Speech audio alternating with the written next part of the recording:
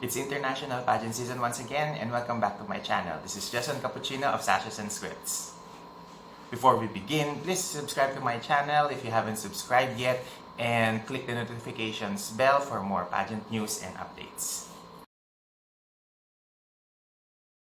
Okay, so November technically is the is the start of the peak of the international pageant season. In previous years, October, November, and December are the months where we get all the international competitions lined up one after the other. However, this year, because of postponements, because of issues relating to lockdowns, in issues relating to restrictions with international with local pageant orgs in terms of how they are able to conduct their pageants, we now see that majority of the pageants has been pushed back or cancelled this year, and we have the Miss Supranational, the Miss Intercontinental happening in October, and culminating later on with the Miss Grand International, Miss World, and Miss Universe competitions in December.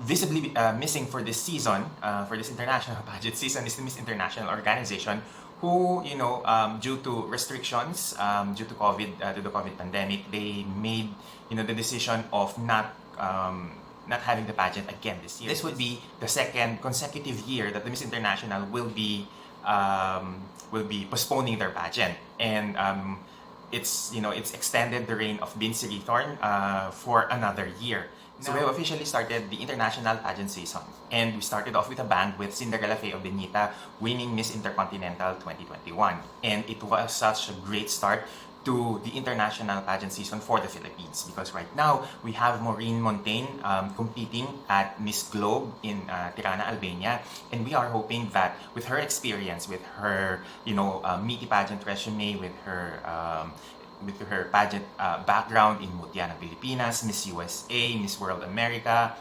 Century Tuna Super Buds, Miss World Philippines, and Binibining Pilipinas, she will now be able to give us our second Miss Globe crown. What we love about this competition is that in every major aspect of the competition, Maureen has been able to go head to head, go toe to toe, with the rest of the candidates in the pageant. She is one of the more popular frontrunners for the title. She has been seen delivering great performances in the swimsuit and in the head-to-head challenges, and going as far as placing second in both challenges, in both mini competitions. And if Maureen is able to continue the momentum, I think that the Miss Globe crown is within reach. However, I also believe that we also need to do our part to support her by voting for her on the MissGlobe.com voting page. And I hope that for those who have extra, please help and support Maureen, because this is a paid voting system. We hope that you can rally enough votes, and have for those who have enough budget to spare a little for support for Maureen. Now, next we have the Miss Earth competition, which is going to be a virtual competition once again this year. We think that with the Miss Earth having a strong competition last year, having a strong winner last year, they are at the forefront of redefining how virtual pageants are done. And sa tingin ko, with Miss Earth doing virtual again this year, we are hoping that everyone in the national level, their org would invest heavily on technical equipment so that mas malaki yung chances nila to win, because with the burden being passed on to the individual girls, kinakailangan ng mga candidates this year ng support, especially from their national orgs, to really boost their campaigns, because that is what we saw happening in the Miss Earth competition last year. Now, the pageant officially started actually around September 20th, And we had, several get to know and meet the delegates videos being posted by the pageant, and it will culminate on the prelims this coming November 5 to 11, in which each of the judged criterias like beauty of face, physicality, interviews will be happening, and the finals again will be on November 21st. The Filipina rep is Naela Alshorbaji. I hope I mentioned her name, her last name well. I feel that it would be an easy top 8 placement for her this year. I feel that she has a very strong, strong background as a eco advocate, and I think that the challenge here is that her performance will be compared to what Roxy Bayans did last year, and I think that's an comparison that will stick. And I hope that she's able to meet that level, meet that kind of preparation in terms of her competition this year. Naela, I believe, can go into the top 4, and I think if she does play her cards well, she might end up with an elemental crown like her predecessor. After the Miss Earth competition, we will be having the Miss Grand competition that will start at around November 16th with arrival of the candidates in Thailand. Of course, being Miss Grand, we expect that the competition is going to be very glossy, very entertainment focused. It will be candidate focused as well, because the pageant prefers to have girls who are performers on stage, who are very strong with their presentations, who are very glamorous in terms of their overall packaging. And I think that's something that we will be expecting a lot of the candidates deliver this year, especially with a strong batch. Now, the prelims is going to be on December 2nd with the finals in December 4. In terms of our rep, in terms of Samantha Panlilio's chances of winning the title, we are a little bit skeptic, not because we don't trust her, but rather we are not very we're quite doubtful with how the organization would pick this winner this time, especially with some of the revelations that Samantha Bernardo mentioned in the Pinoy Big Brother house, where she had to decline the offer of the organization to stay with the organization, and she declined it 3 times. Now the thing about that is that hindi naman kaila na hindi ganun kaganda kaayos yung relasyon ng mga Filipino pageant fans sa pageant na ito. So hindi rin kataka-taka na maaring magkaroon ng repercussions yung revelations ni Samantha sa magiging chances ni Samantha Panlilio this time. However, in terms of how do I see Samantha Panlilio in the competition, I think that she is a strong competitor who will not have all of these issues affect her performance. I believe that with the training that she has, with the critique that she needs to improve on certain aspects, she included that in her training program and is now at a better place in terms of her pasarela, in terms of her overall prep for the competition.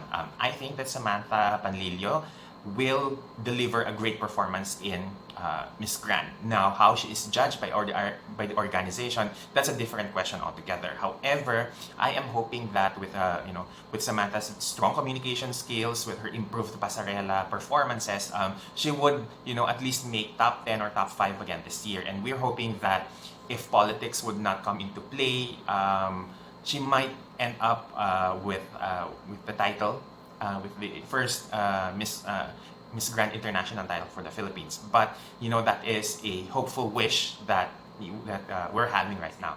And then before we jump off to the Miss Universe competition, let's just go first with the Miss World pageant, which is happening in Puerto Rico on December 16. Now, there isn't much that we know of in terms of the schedule for the pageant.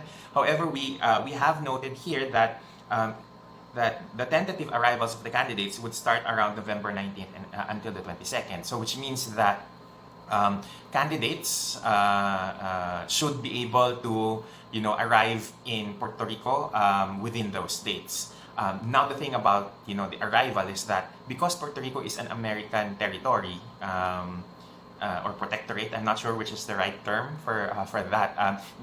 Any candidate who is going to Puerto Rico needs to have a US visa. So yun ang kinakailangan nilang pagtuunan ng pansin when it comes to their travel documents. Kinakailangan din nilang ayusin kung meron mang mga restrictions ang kanilang mga countries when they are traveling to the US, because that's going to be an issue with over 100 candidates expected to join this year.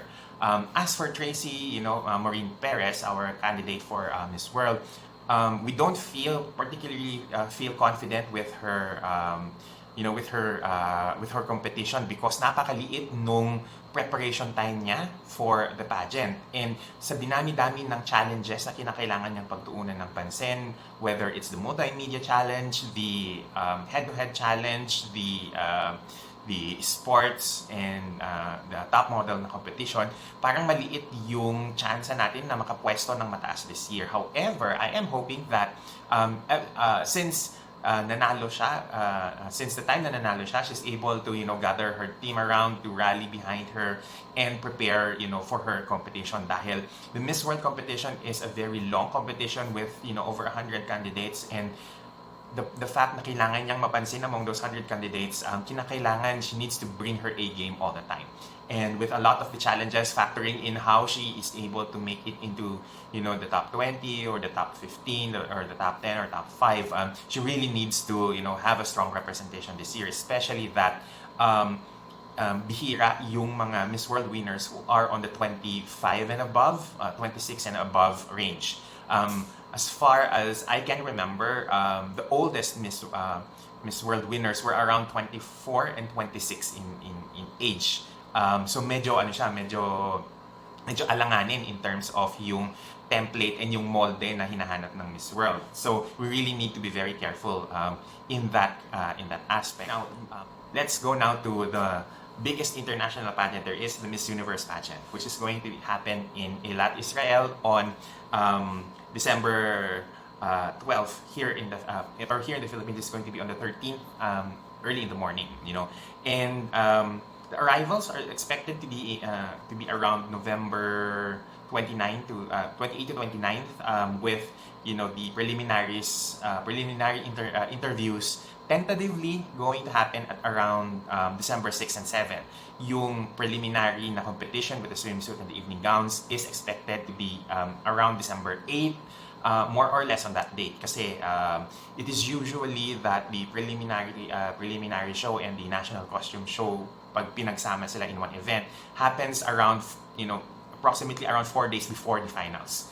And with the team of Asaf Fletcher and the Miss Universe organization working together, we are expecting a really very glossy, very fantabulous finals this year, because sa mga hindi nakakaalam, sina Asaf Fletcher is one of those people who are in charge of the American Billboard Music Awards, if I'm not mistaken.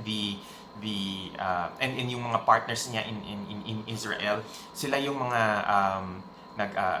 nag-set up or nag-produce or nag-put up ng Eurovision contest several years back. So we expect na this year talagang very glossy yung magiging competition sa Israel, because they will be starting off the competition, the pre-pageant schedules and activities in Jerusalem before they move to Eilat at around a certain date. Okay? I am hoping na this time, super garbo ng magiging stage, super ganda ng magiging stage, ng lighting, and that we are treated with the Miss Universe that we actually are used to. Because every time na ang Miss Universe is held in the US, there is always an aspect na medyo palpak or medyo kulang or medyo hindi ganun ka-glossy. And I think that this year with the Israeli team being a strong strong in the production area of television live events producing, I think na magiging treat ito sa ating lahat for long-time Miss Universe fans. Now, let's go now to our rep, Beatrice Luigi Gomez. Kung ano ba ang na nafe-feel natin na magiging chances niya in Miss Universe this year. I think that a top 21 or a top 20 finish is easily on the books. Hindi yun question. It's not question. The question is, how is she going to move past the first cut? Because I think that has been an issue for the Philippines for the past 2 years that hindi tayo nakakaungos sa competition after the first cut. And it happened with Kazini, it happened with Rabia. Now, we're not sure on how the format is going to be because we are expecting that because of the restrictions are lifted on COVID in Israel, or rather, mas maluwag. Israel is a bit more lax when it comes to restrictions with regards to the pandemic.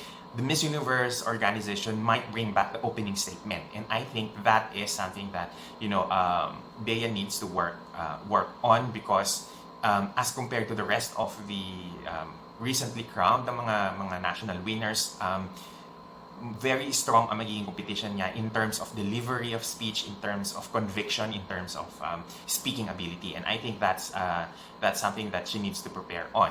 In terms naman doon sa physicality, walang problema. I think Bea has one of the best body proportions, payat, mahaba tignan, neck down, napakaganda ng proportions, maganda din naman ang kanyang face. They just need to find a styling that goes well with her, with her face overall, with her face shape.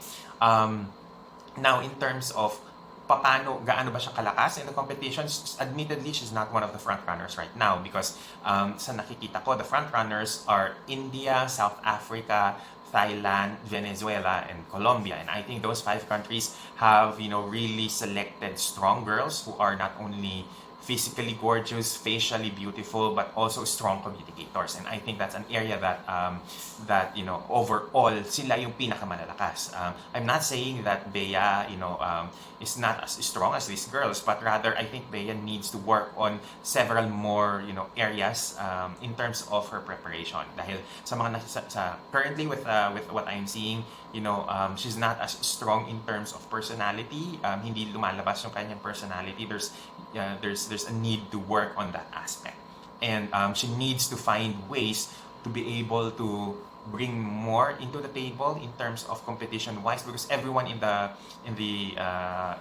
competition right now is very strong in terms of overall performance. Hindi lang yung magaling silang pumunta, but rather they are also good good performers on stage. And I think that that is something that really needs to be addressed. Dahil kung magaling ka lang sa pasarela pero mahina ka on other aspects, I think that is going to pull her chances down in terms of the finals night. So kinakailangan maayos ito so that she's able to move past the first cut of the Miss Universe pageant.